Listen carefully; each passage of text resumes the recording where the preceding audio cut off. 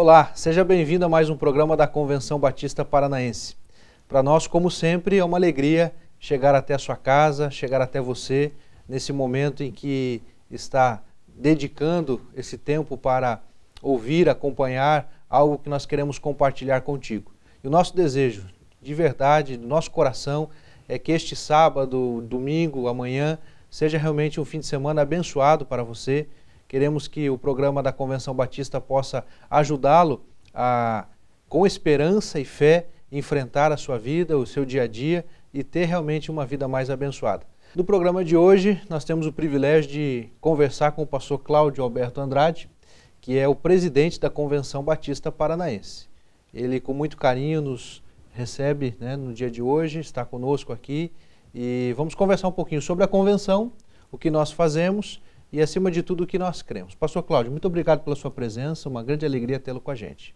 É um prazer, bom dia a todos. Estou muito feliz de estar aqui representando a Convenção Batista Paranaense. Eu quero agradecer aos batistas que me indicaram, que votaram e me dão esse privilégio, pela terceira vez, de ser o presidente da convenção. E aqui estamos para compartilhar algo que Deus tem colocado no nosso coração. Um prazer estar aqui. Obrigado, pastor Cláudio. Pastor, o senhor sabe que o nosso programa ele atinge uma série de pessoas e muitos, inclusive, não conhecem a Igreja Batista e nem mesmo sabem o que é a Convenção Batista Paranaense. Então, a primeira palavra, eu gostaria que o senhor falasse um pouquinho sobre o que é a convenção. Muito bem. A história dos batistas, ela já é bem conhecida, porque é uma história muito antiga, não é? Nós temos algumas teorias aí, e para alguns, ela iniciou bem atrás, ali no período da Reforma, né? Quando Lutero também estava buscando algo novo. E a Igreja Batista vem caminhando, chegou no Brasil há mais de 100 anos, e aqui no Brasil foi se estendendo. Nós hoje estamos presentes em todos os estados brasileiros. Temos, de acordo com o IBGE, mais de 4 milhões de batistas no Brasil, tendo mais de uma convenção. Mas a nossa convenção, a Convenção Batista Brasileira, ela está presente em todos os estados e ela é composta de convenções estaduais ou regionais. Aqui no Paraná, a Convenção Batista Paranaense. Nós estamos aí com cerca de 400 locais de culto, onde nós temos aí mais de 30 mil batistas se reunindo, e assim o trabalho vai se desenvolvendo dentro dessa estrutura de cooperação. Ok. Pastor Cláudio, em que creem os batistas? Quais são os nossos principais elementos da nossa fé? Nós cremos num Deus todo-poderoso, Criador dos céus e da terra, um Deus soberano, aquele Deus onipresente, onisciente, onipotente, que pode todas as coisas. Ele criou, Ele sustenta, Ele dirige tudo. É um Deus amoroso, misericordioso. Nós cremos neste Deus, mas nós cremos também na Bíblia, palavra de Deus. Para nós a Bíblia é a revelação de Deus. Nós, quando queremos ouvir a palavra de Deus, nós vamos à Bíblia. Abrimos, nós lemos, Deus fala conosco, somos edificados, orientados, abençoados, alimentados. A palavra de Deus para nós é algo muito especial. A Bíblia para nós é a palavra de Deus. Ela é a base fundamental ou nós temos mais alguns elementos que somam a ela, digamos assim? A Bíblia ela é a nossa única regra de fé e prática ou nós temos também outros materiais que servem de inspiração? Nós não temos dogmas, nós temos a Bíblia como única regra de fé e prática. Então, para nós, o que a Bíblia falou está falado, né? Nós não aceitamos outros materiais, outras obras, outros escritos que tenham a mesma autoridade da Bíblia. A Bíblia para nós é a última palavra, por isso para nós é a palavra de Deus. Eu gosto de mencionar também, pastor Cláudio, que o próprio termo batista fala muito daquilo que nós cremos, né? O senhor pode falar por que nós nos denominamos batistas? Em que o batismo entra nessa história? É verdade. Batista surgiu como um apelido, né? Porque quem no início queria fazer parte dos nossos grupos tinham que ser batizados por imersão. Então eles começaram a dizer, os batizadores, os batistas, e assim foi. Isso até gerou alguma perseguição no início, né? Que graças a Deus foi superada. Então, para nós, nós cremos que a pessoa precisa ouvir o Evangelho que mostra o sacrifício de Cristo, que mostra que todos nós somos pecadores, que nós precisamos ter um encontro pessoal com Cristo, declarar Cristo Senhor e Salvador da nossa vida. Quem faz essa confissão através do arrependimento e da fé pode ser batizado. E para nós, batismo, de acordo com a Bíblia, ali em Romanos capítulo 6, o apóstolo Paulo trabalha muito bem essa questão. Ele coloca ali o seguinte, que a pessoa, quando vai ser batizada, ele está diante do ministro que está batizando, declarando: eu morri com Cristo para o pecado. Eu fui sepultado com Cristo e eu ressuscitei com Cristo para uma vida nova. Por isso, o batismo ele está acontecendo nas águas, porque quando o candidato é mergulhado, significa que ele foi sepultado. Então, aquele momento é simbólico de acordo com a palavra de Deus. Então, nós cremos que o batismo é por imersão e por isso nós temos este nome, batistas. Aqueles que batizam por imersão. Hoje não só os batistas, mas tem a maioria dos evangélicos hoje batizam por imersão, que significa mergulho. Ok. Pastor Cláudio, quem intercede por nós junto ao Pai? Nós precisamos de um pastor, de uma pastora, de um missionário, de um diácono para que interceda por nós? Ou quem é o nosso mediador entre Deus e os homens? A Bíblia é muito clara nesse aspecto. Nós não temos intermediários a não ser Jesus. Porque a Bíblia diz que nós temos um só Deus e um só mediador entre Deus e os homens, o qual é Jesus Cristo. E a Bíblia diz, em outras passagens também, que ele ressuscitou e está à direita do Pai, intercedendo por nós. Então, tudo que nós pedimos a Deus é sempre no nome de Jesus. O próprio Jesus disse: se perdides alguma coisa em meu nome, e ali ele deixa muito claro que é no nome dele, porque Jesus foi quem morreu, foi quem sofreu, foi quem ressuscitou, é quem está vivo na presença do Pai intercedendo por nós. Então nós sempre nos dirigimos ao Pai no nome de Jesus, porque nós cremos que Jesus é o único mediador entre nós e o Pai. Pastor Cláudio, com relação à administração, como que a Igreja Batista ela se organiza? Nós temos chefes que estão sobre os pastores, nós temos igrejas que mandam umas nas outras, a convenção ela exerce que tipo de influência sobre as igrejas? Como é que é a nossa estrutura administrativa, eclesiástica? Pastor Antônio, essa questão da nossa administração ela é interessante, porque quando as igrejas batistas iniciaram, elas começaram a se reunir formando associações regionais. Certo. Depois o trabalho foi crescendo, aí começaram a organizar as convenções estaduais, depois convenções nacionais, depois a Aliança Batista Mundial. Mas a base do nosso trabalho é a igreja local. Cada igreja local é autônoma, cada igreja local ela se administra, ela se sustenta, ela se conduz. Então a convenção, na verdade, entra no processo para auxiliar, para orientar, mas não para ficar intervindo, nem tampouco para mandar nas igrejas. Cada igreja toma as suas decisões, cada igreja é responsável pelo que ela decide, mas a cooperação ela é coordenada pela convenção, pela associação, pela Aliança Batista Mundial. Então essa estrutura é uma estrutura mais de cooperação. E por isso nós podemos fazer um trabalho mundial, um trabalho grandioso através dessa cooperação. O senhor sabe que nós vivemos dias em que, infelizmente, cada vez mais aparecem escândalos na administração de igrejas, né? De pastores homens chamados de pastores que acabam extorquindo, né, o seu rebanho, suas ovelhas, fazendo desvio de dinheiro e assim por diante. Na nossa estrutura administrativa, o pastor ele não é o dono da igreja, ele é o líder espiritual. Como é que a gente se cerca de cuidados para que não ocorra essa situação? É claro que não somos perfeitos, né?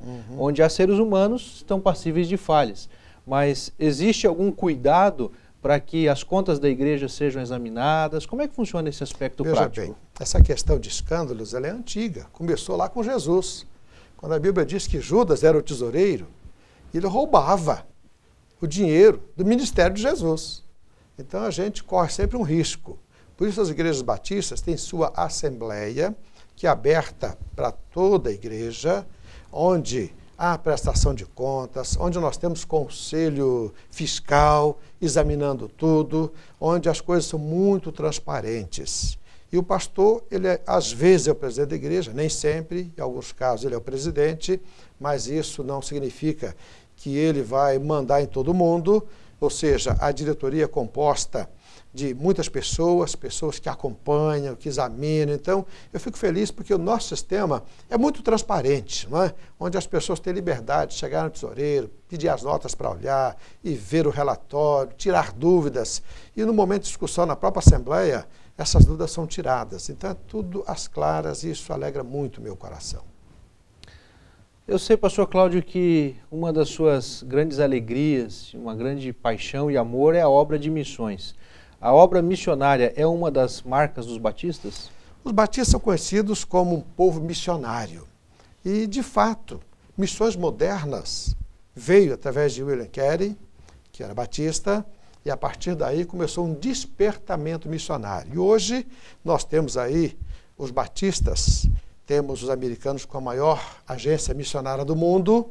Depois aqui no Brasil, eu creio que nós temos a maior agência missionária do Brasil hoje, que é Missões Mundiais, mas a nossa estrutura, nós temos missões locais, quando a própria igreja local realiza o seu trabalho missionário. Depois nós temos missões estaduais, que a nossa convenção realiza o trabalho de missões estaduais, procurando levar o evangelho a todo o Paraná. E aqui no Paraná nós temos aí mais de 70, eu creio que 78 missionários que estão atuando aqui no Paraná. Aí nós temos missões nacionais, onde nós temos hoje no Brasil mais de 650 missionários distribuídos por esse Brasil afora. E aí nós temos depois missões mundiais, que é a Convenção Batista Brasileira que administra, e nós temos só na área da educação, que é o PEP, o nosso Programa de Educação Pré-Escolar, que atendeu neste ano de 2013, mais de 10 mil crianças. Nós temos envolvidos nesse projeto de educação, de pré-educação, né? E nós temos ali cerca de 680 missionários, que são educadores, ajudando pessoas carentes, famílias carentes, nas regiões assim, mais pobres, onde as igrejas montam os PEPs, que são essas unidades de educação pré-escolar. Então, nós atendemos mais de 10 mil crianças durante este ano. E, além desses 680, nós temos mais 853 missionários lá fora, do exterior, trabalhando com outras áreas. Nós temos médicos, nós temos dentistas, nós temos psicólogos, nós temos enfermeiros, nós temos fisioterapeutas, nós temos uma infinidade de profissionais na área de saúde, onde nós temos clínicas, nós temos consultórios dentários, nós temos um trabalho muito amplo nesta questão de atendimento a pessoas carentes, no atendimento às populações mais pobres, né? Nós temos hoje, a Junta de Missões Mundiais hoje é uma das empresas assim, de cunho humanitário, uma das maiores do Brasil, devido ao volume de trabalho que é feito, a ajuda. Agora, por exemplo, nós vemos uma caravana indo para as Filipinas, estão lá ajudando o povo que passou por aquela crise tremenda com aquela tempestade, aquele tufão que aconteceu ali, não é? Então, nós temos lá uma equipe de profissionais na área de saúde atendendo também. Nós temos missionários lá que coordenam esse trabalho. Então, o trabalho humanitário hoje para nós faz parte da nossa missão.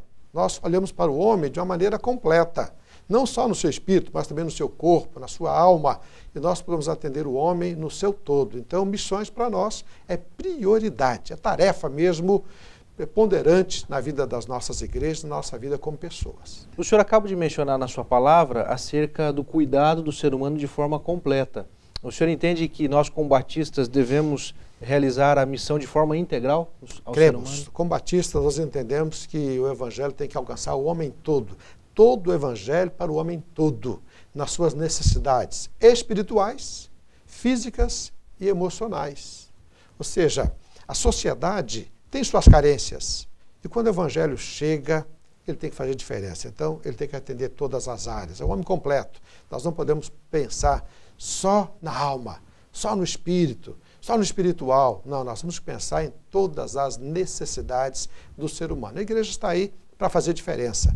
E quantas pessoas nós temos visto que, quando conhecem o evangelho, muda a história daquelas famílias. Isso aconteceu com a minha família, né? Deus mudou e hoje a nossa família tem uma história muito diferente. Nesse campo social, pastor, existem mais algumas ações, alguns exemplos. Por exemplo, no Paraná, a convenção, desde a sua origem, em alguns momentos ela começou a criar ações atendendo o ser humano, né, nessa questão social também. Temos, por exemplo, o Dispensário Bom Samaritano, tivemos também o Lar Batista Paranaense atuando em várias regiões. Essa parte social da convenção. Veja bem, os batistas paranaenses também estão atentos a esta questão das carências. Nós temos aqui em Curitiba o pastor Nathaniel Brandão, que faz um trabalho extraordinário, com Lar Batista Esperança.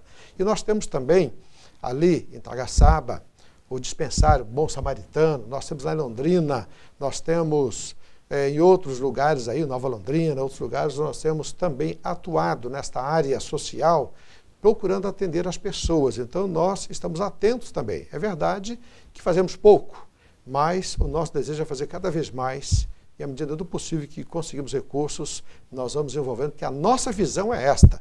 Nós vemos o homem todo nas suas necessidades.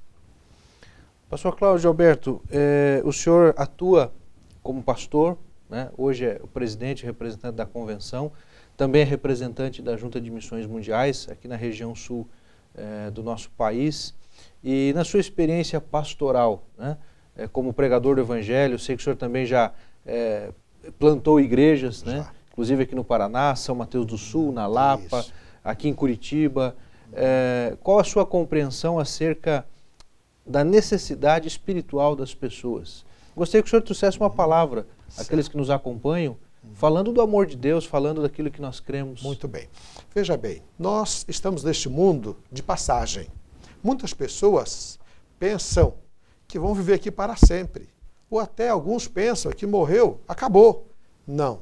O ser humano, ele tem o seu corpo, ele tem a sua alma, ele tem o seu espírito. Por quê? Ele tem a sua parte emocional, a alma, a psique, a parte psicológica, mas ele tem a sua parte espiritual, que nos leva a uma semelhança com Deus, porque Deus é um ser espiritual e nós também somos seres espirituais. Então nós estamos aqui neste mundo, mas nós estamos de passagem. Um dia nós vamos para a eternidade e nós temos que estar preparados para essa eternidade. Por isso, Jesus, quando veio aqui a este mundo, ele desenvolveu um ministério. E ele foi muito claro quando ele disse: o ladrão não vem, senão a roubar, matar e destruir. Mas eu vim para que tenham vida e a tenham em abundância. Jesus se referia de que nós temos neste mundo duas forças, uma força do mal, uma força do bem. A força do mal, representada por Satanás, que Jesus chama aí de ladrão, ele vem realmente para matar, para roubar, para destruir. Ele destrói o sonho das pessoas, destrói as famílias, ele acaba com as esperanças, ele tira a alegria das pessoas. Mas Jesus foi tão feliz quando disse: eu vim para que tenham vida e vida em abundância. Então, em Jesus, nós temos vida abundante, vida eterna. Em Jesus, nós nos preparamos para a eternidade. Eu ouvi certa vez, quando eu morava lá no Rio de Janeiro, um pregador contando a história.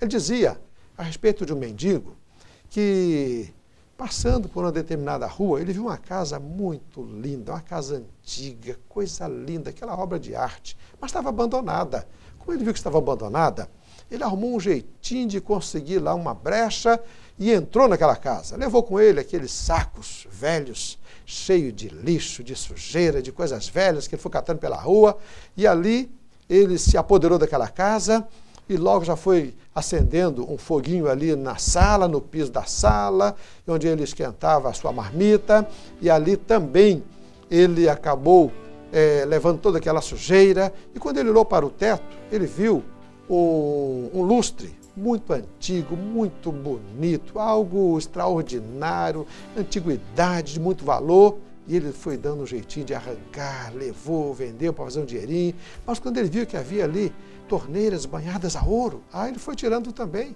Ele foi destruindo aquela casa aos poucos, porque ele não era o dono da casa, ele era um invasor que estava ali se aproveitando daqueles valores.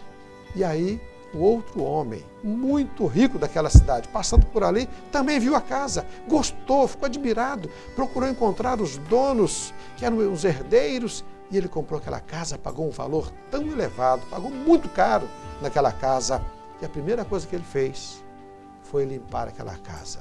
Ele expulsou aquele intruso, aquela sujeira toda que ele levou.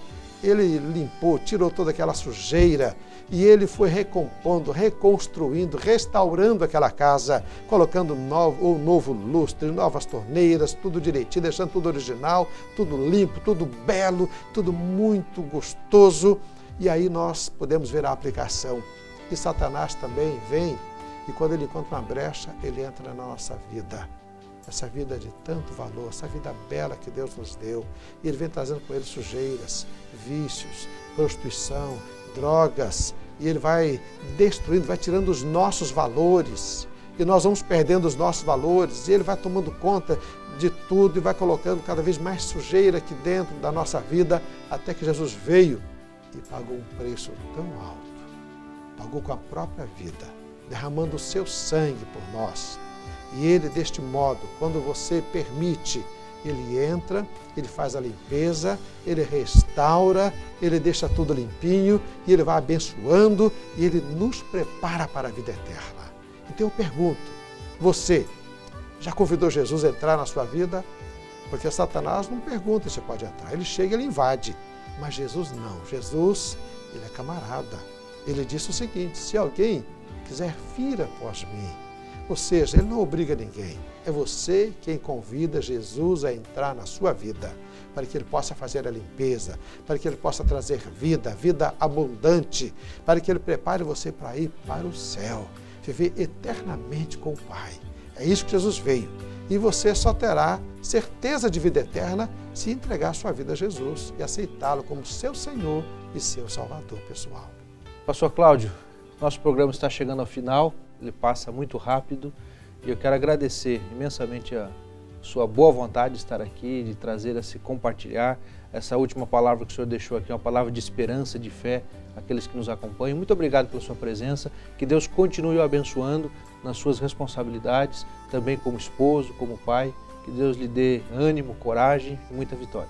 Muito obrigado, pastor Antônio, é um prazer estar aqui me dirigindo a vocês, né? Quero, em nome da convenção, agradecer a sua audiência e dizer que 2014 está chegando, hein? E nosso lema é juntos. Juntos vamos avançar, conquistando novos projetos, novas bênçãos, vitórias. A Copa está chegando aí, vamos encarar também. E nós temos um grande congresso para os dias 1 a 4 de maio, que é Juntos. Então, juntos em 2014, vamos avançando para a glória de Deus. E juntos é a vontade de Deus para o seu povo, né? A palavra do Senhor diz que é melhor nós estarmos juntos do que sozinhos. É verdade. Então vamos caminhar em cooperação. Que Deus nos abençoe. Quero convidar você, como nós sempre temos feito, não posso perder essa oportunidade. Amanhã as igrejas batistas se reúnem, na sua grande maioria pela manhã e também à noite. Procure uma das nossas igrejas, participe. Tenho certeza que Deus tem uma palavra para alcançar o seu coração, para cuidar da sua família e a sua vida poderá ser transformada se você buscar com fé. Busque, clame, ore, Deus quer te abençoar. E é exatamente isso que nós vamos fazer nesse momento. Nós vamos orar para que Deus abençoe a sua vida. Pastor Cláudio, sua última participação, por favor, ore a Deus em favor dos nossos amigos. Eu costumo fechar os olhos, né? A gente concentrar em Deus. Se você está aí, quiser fechar e ouvir conosco, fique à vontade. Pai, louvamos, adoramos e bendizemos o Teu nome. Nós te somos imensamente gratos por essa oportunidade de falar aqui do Teu amor, da Tua bondade, da Tua palavra, falar, ó Deus, do Teu plano, falar, ó Deus, da esperança que temos em Cristo. Queremos pedir em nome de Jesus que a Tua bênção alcance agora cada ouvinte, Pai. Tu sabes o que cada um tem passado. Há famílias, Pai, precisando tanto, há enfermos, e Tu és Jeová Rafá, o Deus que cura. Então nós colocamos, Pai, essas famílias diante do Senhor, pedindo a Tua bênção, pedindo a Deus cura, pedindo que o Teu Espírito Santo esteja agindo ali naqueles corações, colocando fé, para que haja realmente vitória. Também alguns, Pai, passam problemas de relacionamento na família. Estenda, meu Deus, a Tua mão de poder, para abençoar essas famílias, dando vitória, que possamos ver o povo abençoado, vitorioso, para a glória do Senhor, pois oramos em nome de Jesus. Amém. Fica o convite para sábado que vem, às 7 horas da manhã, você acompanhar o programa da convenção, que estará novamente no ar pela Paraná. Nossos agradecimentos à sua audiência e que Deus te abençoe em nome de Jesus.